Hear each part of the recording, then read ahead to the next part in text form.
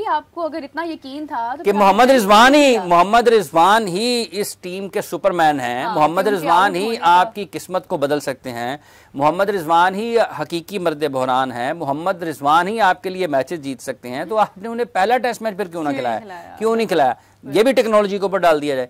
सो ये कहने के लिए आसान है बातें, जितनी मर्जी करते चले जाएं, उनकी हर बात के ऊपर एक बात की जा सकती है। उन्होंने जितने भी बयानात जितनी भी गुफ्तगू की है पोस्ट मैच प्रेस कॉन्फ्रेंस में, आप उसको अपने अपने अंदाज में उसकी बात कर सकते हैं, लेकिन बुनियादी तौर पर जब कोई भी टीम डायरेक्टर या हेड कोच आता है तो उसने उस मैच के हवाले से अपने खिलाड़ियों की कारकर्दगी के बारे में सबसे बेहतर बनाना होता है। हाँ देखें, शान मसूद कितना अच्छा खेले, आप ये बताएं कि शान भी उन्हीं पिचेस के ऊपर उन्हीं बॉलर्स के खिलाफ उन्हीं मुश्किल हालात में बैटिंग कर रहे हैं, और दीगर बल्लेबाज भी उसी जगह पर उसी गेंदबाजी के खिलाफ बैटिंग कर रहे हैं। क्यों फर्क है शान में और दूसरों में?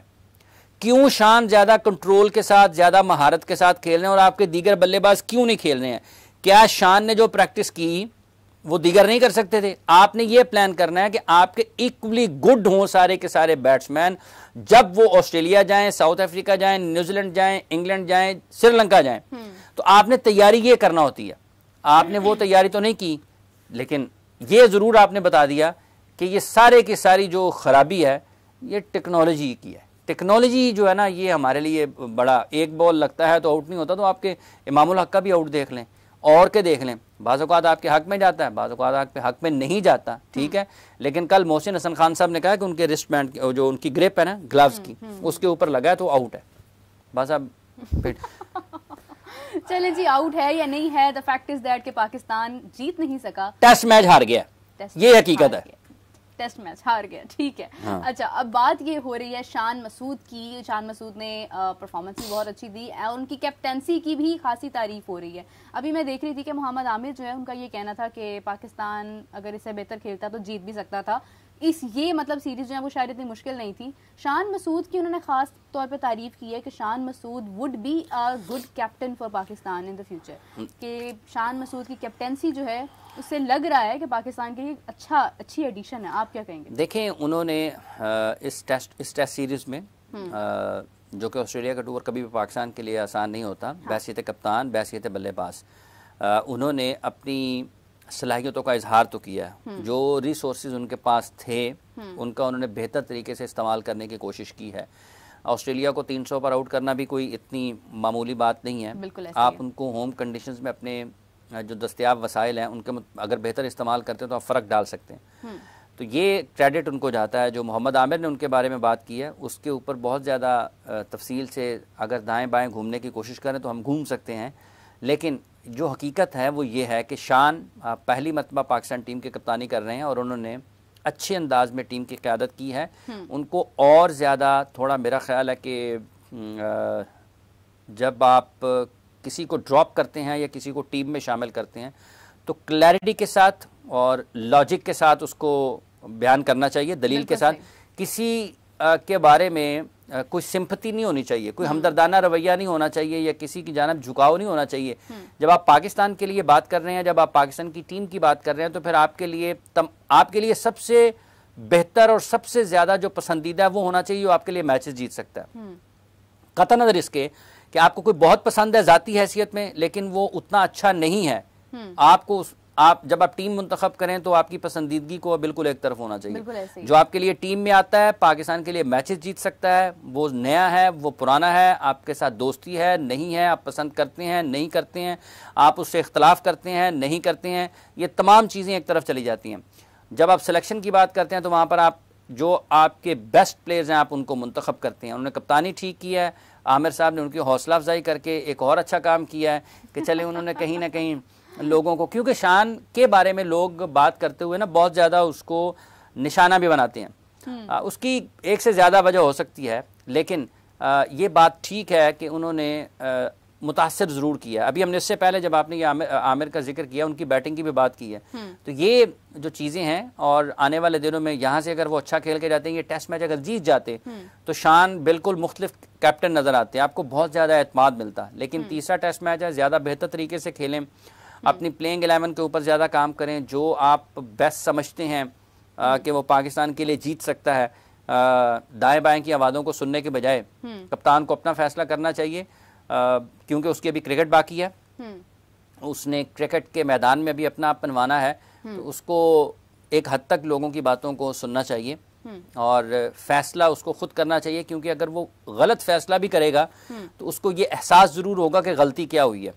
अगर फैसला आप करें, उसके ऊपर अमल मैं करूं, तो मैं कभी भी फैसले करने की ताकत मेरे पास नहीं आएगी, मेरे पास वो सलाहियत नहीं आएगी। जब तक कि मैं अपना फैसला खुद नहीं करूंगा, मुझे ये एहसास ही नहीं होगा, ये अंदाज़ा ही नहीं होगा कि मैंने कहाँ क्या गलती की है। तो उनको अपने फैसले करने चाहिए, राय ज़रूर लें, आपके कोचिंग स्टाफ की लें, आप जिसकी राय लेना चाहते हैं लें, लेकिन जब प्लेइंग 11 की बात हो तो खुद से एनालाइज करके बैठें, सोचें, देखें और उसके बाद फिर अपना फैसला करें। ये नहीं है कि मैं आहिस्ता आहिस्ता साल सीखूंगा, 6 महीने सीखूंगा। जितनी जल्दी अपने फैसले करेंगे उतना ही जल्द आप बेहतर सीखने की तरफ आगे जाएंगे। हाफिज साहब, एक कमेंट मैं देख रही हूँ आया हुआ जुनैद खान का, बड़ी देर से वो कह रहे हैं मेरा कमेंट पढ़ें। उनका कहना ये है कि आप लोग हमेशा बाबर को हिट करते हैं, बाबर के अलावा क्या बाकी प्लेयर्स की जिम्मेदारी नहीं है, वो वहाँ क्या करने गए हैं? अब बाबर जो है, मतलब मैं ये समझती हूँ कि बाबर अपनी बैटिंग की वजह से हमें उससे प्यार है ना, हम बाबर को उसकी बैटिंग की वजह से अप्रिशिएट करते हैं, तो बाबर को इसलिए भी तो डिस्कस किया जाता है, क्या कहेंगे? देखिए, जो आपके टॉप प्लेयर्स होते हैं ना, वो ज्यादा डिस्कस होते हैं। 11 के 11 खिलाड़ी एक ही तरह के नहीं होते जिनके बारे में हर वक्त बात होती है। विराट कोहली के बारे में ज्यादा बात क्यों होती है? बिल्कुल क्यों होती है? इसलिए कि उस टीम का सबसे बेहतर खिलाड़ी है। अगर वो रन्स नहीं करेगा तो उस पर सबसे ज्यादा बात होगी, और अगर वो रन्स करेगा तब भी उसके ऊपर सबसे ज्यादा बात होगी। बिल्कुल बिल्कुल। पैट कमिंस ऑस्ट्रेलिया का कप्तान है, ठीक है, उसके ऊपर सबसे ज्यादा बात क्यों होगी? कि वो उस टीम का कप्तान है, उस टीम का सबसे अहम खिलाड़ी है, उसने वर्ल्ड कप जीता है। अगर वो आउट नहीं करेगा ऑस्ट्रेलिया के लिए तो सबसे ज्यादा बात उसके ऊपर होगी। ठीक है जी, आप इंग्लैंड में चले जाएं, बेन स्टोक्स अगर 5 मैचों में मुसलसल रन्स ना करें तो क्या लोग उसके ऊपर बात नहीं करेंगे? अगर केन विलियमसन न्यूजीलैंड के लिए 6, 7, 8, 9 मैचेस में मुसलसल रन्स ना करें तो क्या उनके ऊपर बात नहीं होगी? तो इसी तरीके से जब जो दुनिया के बेस्ट प्लेयर्स होते हैं और अपनी टीम के भी बेस्ट प्लेयर होते हैं ना, अगर वो परफॉर्म नहीं करते हैं तो उनके ऊपर ज्यादा बात होती है, क्यों? लोग उनसे तवक्को ज्यादा करते हैं। ठीक है, तो ये जो बात होती है उनकी कारकर्दगी के हवाले से, इसके पीछे इसमें छुपी तवक्कुआत हैं। ये कोई उसको निशाना इस तरीके से नहीं बनाता है कि ये जी जाती हैसियत। अगर कोई खिलाफ भी है, फर्ज कर लें बाबर आजम के, तो क्या फर्क पड़ता है उसको? हाँ, अगर कोई खिलाड़ी है ना, इसमें तो पसंद नापसंद, अगर कोई जाती हैसियत में उसकी मुखालफत भी करता है तो ठीक है, करते रहें। लोगों के अपने अपने ख्यालात होते हैं, आप किसी को पाबंदी तो नहीं लगा सकते, लेकिन अगर वो रन्स करते रहेंगे, परफॉर्म करते रहेंगे तो यकीनी तौर पर लोग उनके बारे में मस्बत अंदाज में बात करेंगे। इस साल में जो उनके स्टैट्स सामने आते हैं, अगर आप उनको देखें तो वो उनकी सलाहियतों से मुताबिकत नहीं रखते हैं कि 9 इनिंग्स में अगर उन्होंने कोई 250 रन भी नहीं किए हैं, 21-22 की एवरेज है, तो ये बाबर की सलाहियतों से मुताबिकत नहीं रखती हैं ये वाले उनके अदाद व शुमार।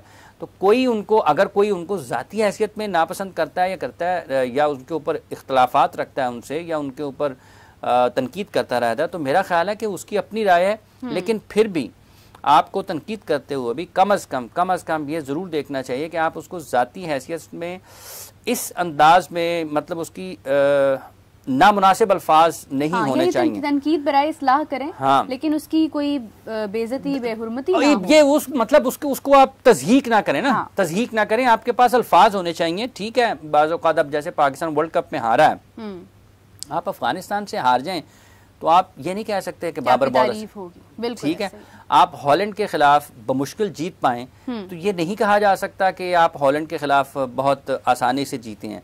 मतलब ये नहीं हो सकता कि दिन के 12 बजे सूरज जो है वो चमक रहा है तो और हम ये कहेंगे कि तारे जगमगा रहे हैं, तो ये नहीं हो सकता। ये नहीं हो सकता। बिल्कुल ऐसे ही है। और दूसरी बात यह है कि शाहीन पर भी बात होती रही है, एज अ बॉलर हमारी एक्सपेक्टेशन उस पर भी हुई है ना, उस पर तो जो टॉप प्लेयर्स होंगे उनके ऊपर बात होती है, ज्यादा होती है। देखें, अब्दुल्ला शफीक ने ड्रॉप कैच किया है ना, तो उसके ऊपर बात हो रही है, लेकिन जब बैटिंग की बात होगी और रन्स अब्दुल्ला शफीक भी ना करे, बाबर भी ना करे, ठीक है, लेकिन ज्यादा जो लोगों में जेरे बहस होंगे वो बाबर होंगे कि बाबर रन्स क्यों नहीं कर रहे हैं, चूंकि उनसे तवक्कुआत ज्यादा हैं, चूंकि वो पाकिस्तान के बेहतरीन खिलाड़ी हैं, 3-4 बरस में उन्होंने बहुत शानदार खेल का मुजाहरा किया है, उनका रन्स ना करना ज्यादा परेशान कौन है?